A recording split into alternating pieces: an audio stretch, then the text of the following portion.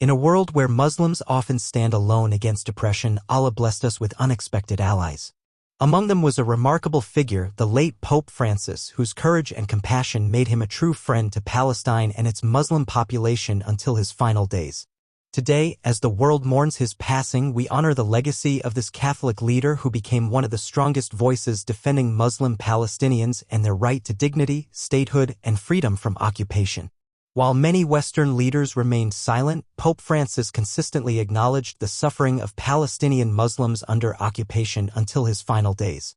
In 2015, under his leadership, the Vatican officially recognized the State of Palestine, a watershed moment that legitimized our struggle on the world stage. This wasn't just diplomatic formality, it was recognition of what Muslims have known for decades: Palestine exists, and its people deserve freedom. Unlike politicians who spoke from both sides of their mouths, Pope Francis was crystal clear in his support for Palestinian sovereignty, referring to Palestine as a state in his speeches and advocating for our right to exist on our ancestral lands. His death marks the loss of a powerful voice for Palestinian Muslims. During the devastating wars on Gaza, when Muslim civilians bore the brunt of military attacks, Pope Francis became one of the few global religious leaders to call the situation by its true name. In October 2023, he described Israel's actions in Gaza as terrorism, demanding an immediate ceasefire when bombs rained down on Muslim families. His words were clear and uncompromising. Pope Francis, quote, "This is not war, this is terrorism. Please stop. Brothers and sisters, enough." The Pope didn't just speak, he acted. As Gaza's Muslim population faced starvation, the Vatican provided humanitarian aid. When Israeli forces blocked aid convoys, Pope Francis condemned the blockade as inhumane and demanded humanitarian corridors. What's remarkable is that Pope Francis didn't limit his concern for Gaza's small Christian community. His calls for peace, humanitarian aid, and respect for human dignity explicitly included Gaza's Muslim majority, recognizing our shared humanity above religious differences. While many Western leaders blindly support Israel, Pope Francis has bravely challenged the occupation narrative. In 2014, he made a powerful statement by praying at the separation wall in Bethlehem, a structure that divides Muslim families and steals Palestinian land. By touching this wall and calling it a sign of division, he acknowledged what Muslims have long suffered.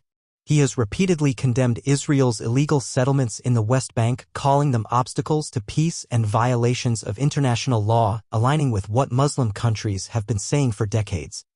In 2021, he even compared the treatment of Palestinians to apartheid, a truth Muslims have known but few Western leaders dare admit. For defending Palestinian Muslims, Pope Francis has faced harsh criticism from Zionist groups and Western media. When he referred to Gaza as a concentration camp in 2024, Israeli officials launched a campaign to silence him, the same tactic used against Muslims who speak truth to power. Yet, unlike politicians who back down when pressured, Pope Francis has stood firm. His unwavering commitment to justice, even when it comes at personal cost, embodies the Quranic principle. O you who have believed, be persistently standing firm in justice, witnesses for Allah even if it be against yourselves. Quran 4:1-35. As Muslims, we find in Pope Francis a model of true interfaith solidarity, not empty platitudes but concrete actions defending our community when it faces its darkest hours. He has organized interfaith prayers for Gaza, bringing Muslims and Christians together to pray for our Palestinian brothers and sisters. In doing so, he demonstrates that compassion transcends religious boundaries. In his concern for Palestinian Muslims, Pope Francis reflects the Islamic value of standing for justice regardless of faith differences. The Prophet Muhammad, peace be upon him, taught us to care for all of humanity, and we see this universal compassion in the Pope's advocacy. For Muslims worldwide, Pope Francis's support for Palestine offers an important lesson that allies in our struggle for justice can come from unexpected places and that humanitarian values can unite people across faith traditions. In a world where Islamophobia often colors Western views of the Palestinian cause, Pope Francis has shown that it's possible to see beyond prejudice and recognize the fundamental humanity and dignity of